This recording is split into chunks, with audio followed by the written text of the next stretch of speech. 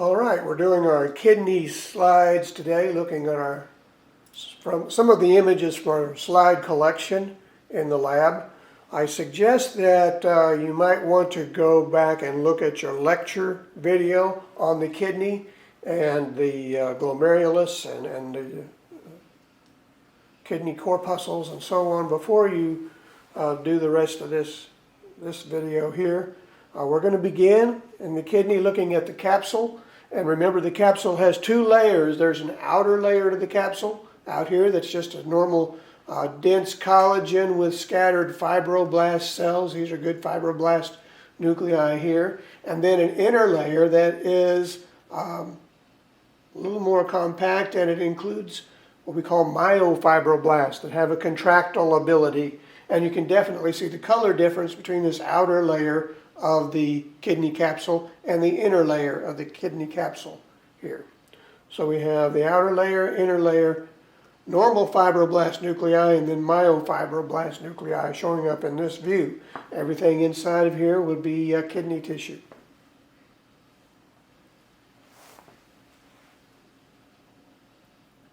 Another view of kidney capsule. These nuclei are kind of on that border between the outer layer of connective tissue and this inner layer of connective tissue with the myofibroblasts.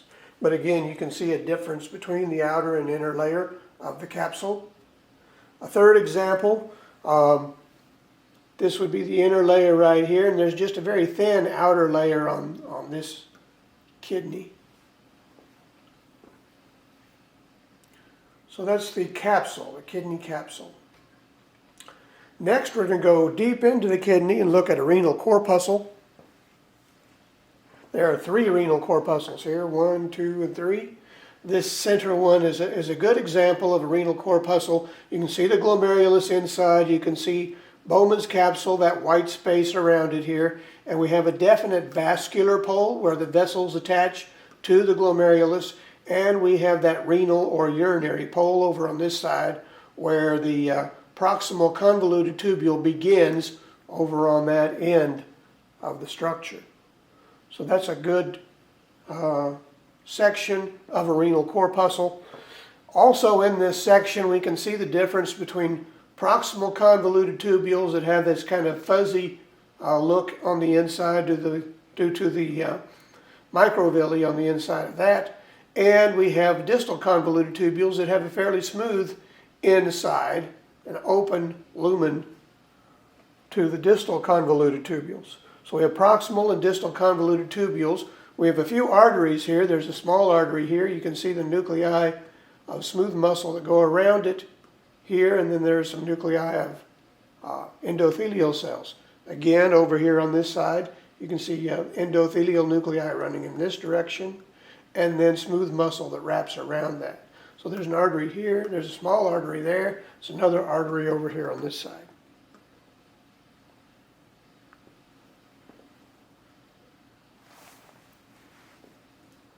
Our next renal corpuscle view here, highly magnified. You can see there's your vascular pole where your vessels attach to the glomerulus.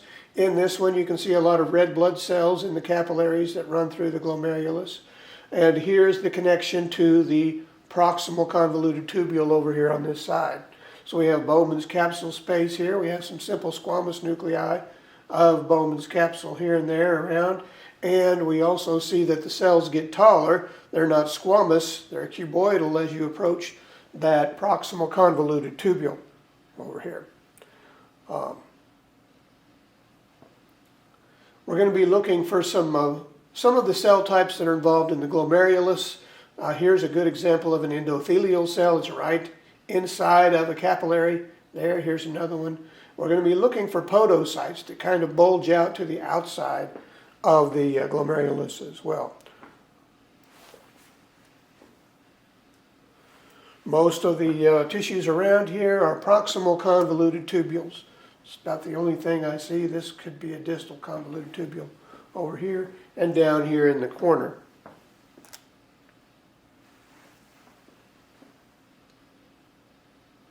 Our next renal corpuscle, slightly different stain on this slide. Here's our glomerulus. a good podocyte bulging out here, a good podocyte bulging out over here. Nice simple squamous cells of Bowman's capsule over on this end. This is obviously the vascular pole. We can even see our arteriole coming in right here, and these are smooth muscle nuclei along the outside of that arteriole. This is a macula densa right here. We're going to talk about that also. We're going to look for more examples of the macula densa. Remember, macula densa means dense spot.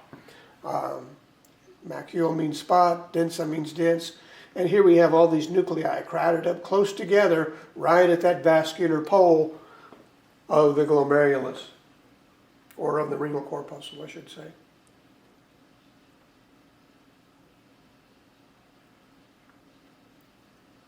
Our next renal corpuscle again shows a good vascular pole connection. Down over here, have a good glomerulus shape here and a Bowman's capsule with simple squamous cell nuclei around, and these simple squamous cells continue a little bit up into that proximal convoluted tubule on this specimen, and up here we have the cuboidal cells of proximal tubule beginning right there. These tubules out around here seem to be all proximal convoluted tubule types.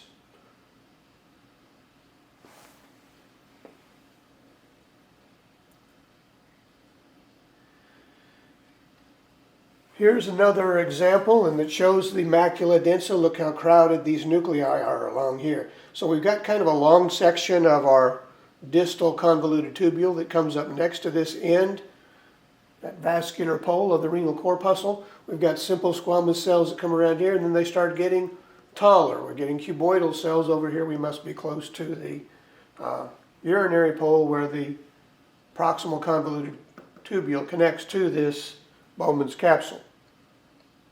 So anyway, a good example of macula densa right here.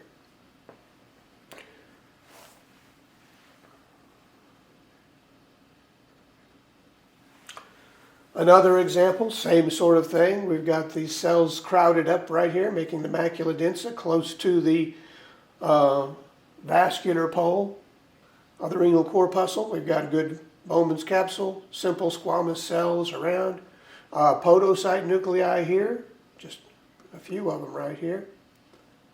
There's a good example of an endothelial nucleus inside of a capillary. So we have a nice clear circle and a nucleus bulging out into it there. There's another one right here. These are good endothelial nuclei in the capillaries of a glomerulus.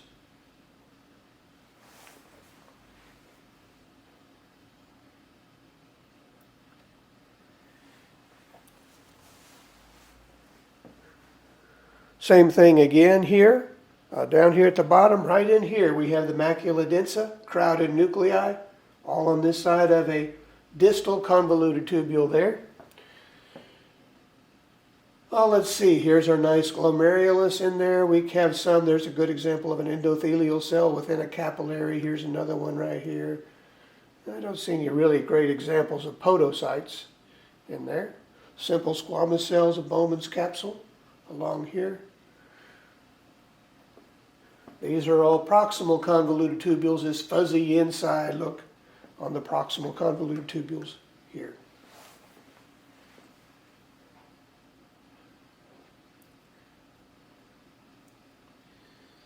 Next, we're going to look for juxtaglomerular cells. Juxtaglomerular cells. They follow the afferent arteriole into the glomerulus. So here's our vessel. We have this little white line going along right here. That's the lumen of our afferent arteriole coming into our glomerulus. And on the outside of that, we have nuclei arranged in rows. Not very well arranged in rows over on that side, but here we see those cells. Those would be your juxtaglomerular cells, right where the approach of the afferent arteriole to the base of the glomerulus would be.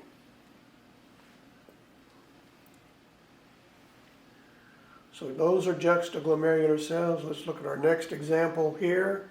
This one has an arrow pointing to it already. Again, they're hard to catch, hard to get a good look at these juxtaglomerular cells.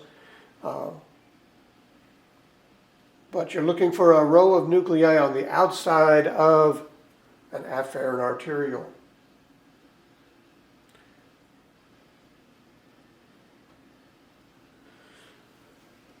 Another example here, this is a little bit better. Here's your macula densa on your distal tubule here, and these cells crowded up right here.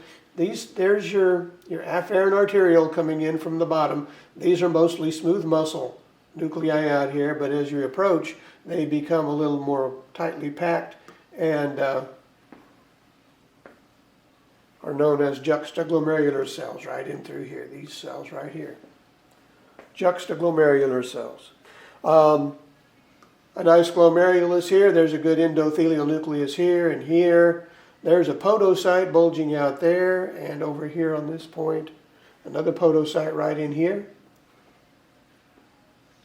We can tell the podocyte because they bulged out into the space of Bowman's capsule. They're not associated with the internal space of a blood vessel. So that's the podocyte bulging out there. Here's the inside of your capillary, and there's a nucleus in it. So that's an endothelial nucleus. Here's another capillary with an endothelial nucleus there. So we have an afferent arteriole. We have some juxtaglomerular cells kind of tightly grouped up right here, right next to your macula densa, adjacent to the macula densa.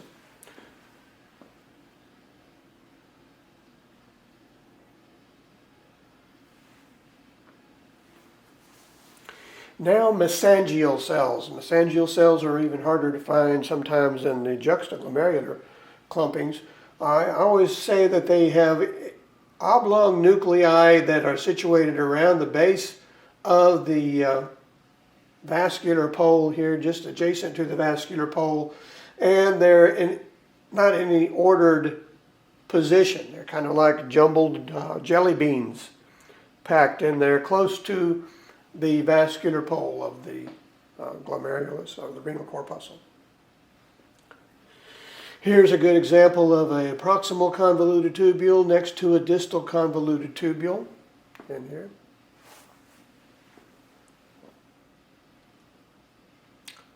So there's mesangial cells. Let's look at this next one here. Again, here's your mesangial cells right in through here.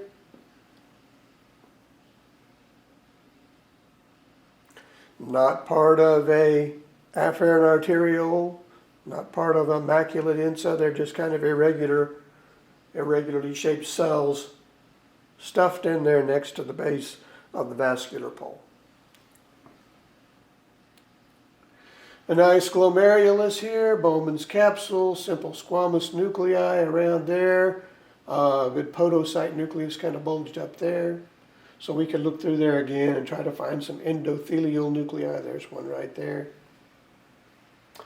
Proximal convoluted tubule with this fuzzy edge to it. Another proximal tubule with stuff in it.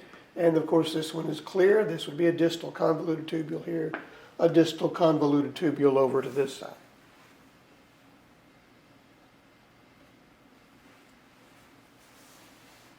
A good look at a podocyte right here.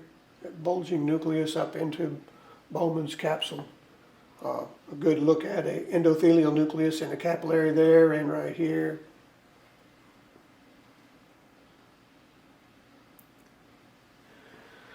This is a pretty good place where we can see detail in a distal convoluted tubule, and you can tell that there's not a sharp line that separates the nucleus in either the proximal or the distal convoluted tubule.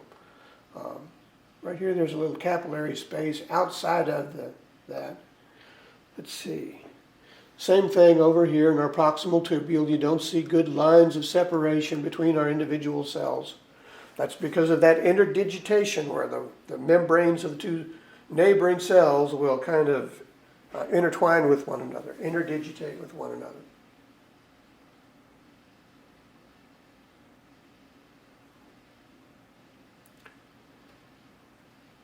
More proximal and distal convoluted tubules. This is kind of a blurry picture, but proximal, proximal, proximal, proximal, proximal, distal, distal, and a distal over here.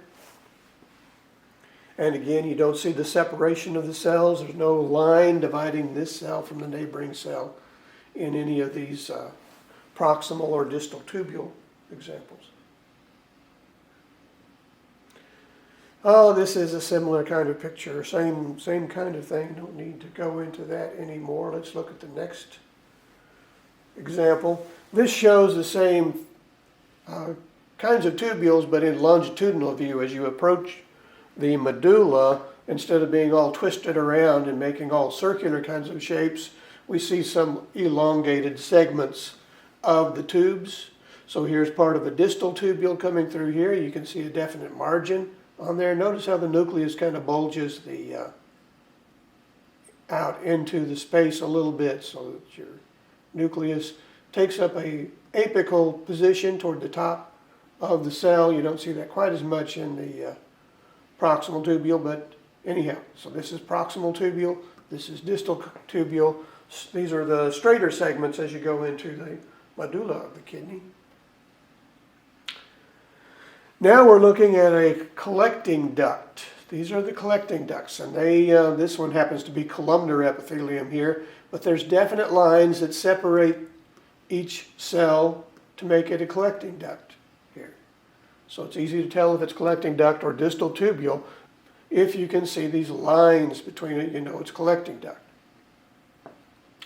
Up in this corner we see the outer wall of a collecting duct, and you can kind of see what it looks like if you cut through the surface. You see a little bit of that right here as well. You don't have an exact perpendicular cut or parallel to the surface. Let's see. Not much else we can make out in here. There's an endothelial nucleus down here, so there are some capillaries that run along these lengths, and they have flattened cells like this flattened cell right over here.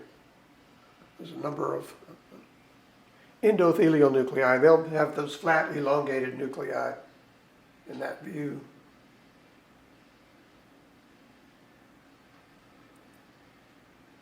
Another collecting duct, but these are cuboidal cells. And again, we have the nice straight lines separating the individual cuboidal cells in a collecting duct. Another collecting duct over here.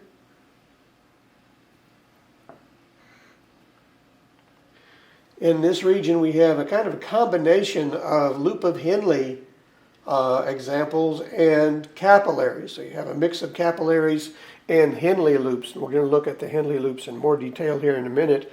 Here's a good example of a loop of Henle cell. It's got a round nucleus, and the epithelium kind of comes up over the top of it and then gets really, really thin to either sides. That's the normal kind of look to a loop of Henle cell. So here's another one right here.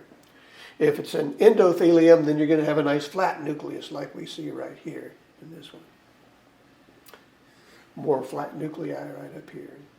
So that would be a blood vessel, that would be a capillary going through here, and these would be a loop of Henle nuclei.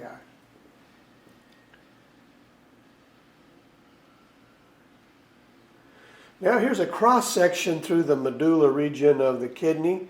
So all we have are distal tubules, proximal tubules, and thin segments of a loop of Henle. So here's a low nucleus here. It's fairly round but low in profile. These are our cells of the loop of Henle. So we can see the thickness of the cell right here. It's not like an endothelium where you can't see any thickness to the cell typically. So that's a loop of Henle right there. This is another loop of Henle here. Another one right here. Inside of this is proximal tubule here. You have a hard time making out the margins sometimes on these proximal convoluted tubules.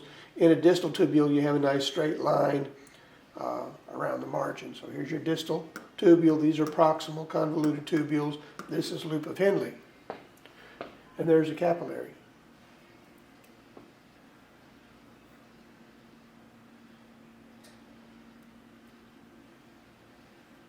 Same thing here.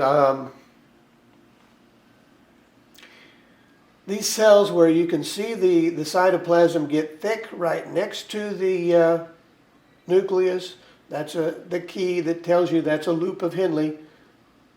Very thin epithelium in the loop of Henle. If you don't see that, you have a very good indication that your circle is not loop of Henle, not a urinary nephron duct, but part of a blood vessel. Here we have blood cells in this, which kind of helps you out.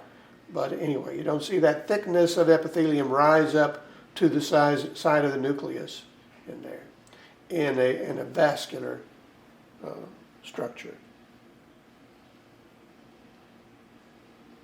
A little bit of collecting duct up here. We can see separation of the cells up here. This is a proximal convoluted tubule, not a very straight line along there, so it's not a distal convoluted tubule. Another collecting duct down here with a good straight line separating the cells.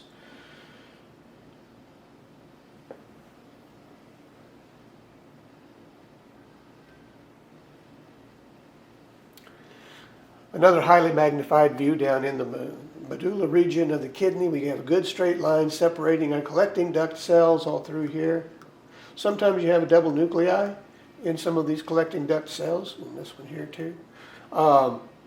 This is a good example of a loop of Henle structure where you have thin cytoplasm around this side, and then it gets thick right there where the nucleus is and bulges out quite a bit there. So fairly small duct compared to your collecting ducts in there. There's a capillary right here. It's not very well in focus, but it's a couple of endothelial nuclei around that. Here's an endothelial nucleus here. There's a bit of a capillary there.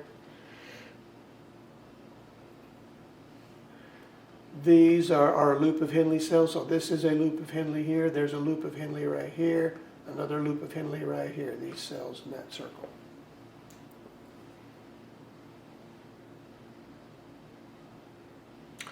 Longitudinal view now of some loop of Henle cells. Notice how the cytoplasm comes up to the nucleus and then it drops off on the other side.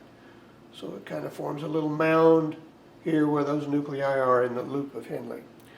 Here's a good example here as well. You can see it get thick and then thin again to either side of that nucleus. Trying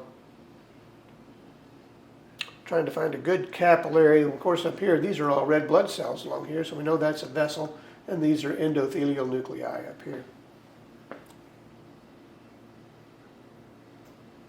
There's a few endothelial nuclei down here, but their vessel seems to be collapsed around them, so you don't see the entire blood vessel.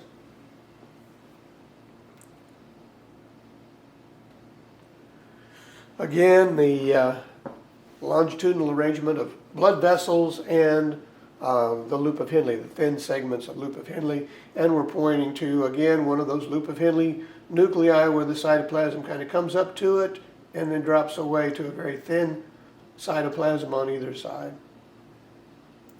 So this is one thin tubule of a loop of Henle going through here. Most of our blood vessels are full of blood through here like this, so this is endothelial nucleus here.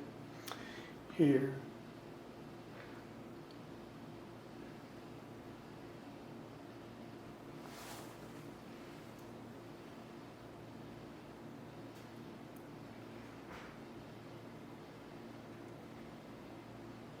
Just a couple more slides, another loop of Henle example right here. So our cytoplasm just is thick enough to come up to that edge of that nucleus and then tapers between one nucleus and the next along this length.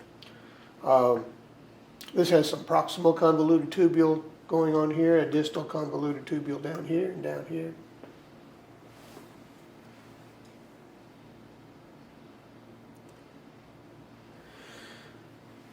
So these are our collecting ducts over here in a low magnification view. So these are mostly simple columnar or simple cuboidal epithelium ducts that reach down this way. We didn't catch exactly where they open up into the renal pelvis, but this would be renal pelvis in this region here. So this is the renal papilla. The renal papilla right there that has the openings to all of these collecting ducts coming in here. On this wall, on the distal wall of the renal pelvis, this is all a transitional epithelium, so it's very much like what you see in the ureters and the urinary bladder and the urethra. That transitional epithelium begins there. You see in here between these larger collecting ducts some very small little streaks of ducts. So those would be parts of those Henle loops, or some of them might be actually some capillaries that run through there as well. It's a little hard to tell at this low magnification.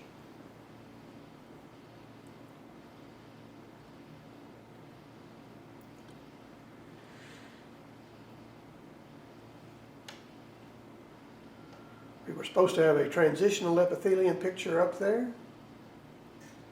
Let's go ahead and get that. So here we are. This is transitional epithelium from that same kidney slide we were just looking at, that wall of the renal pelvis, that transitional epithelium right there. So those are the things you should be able to recognize in a kidney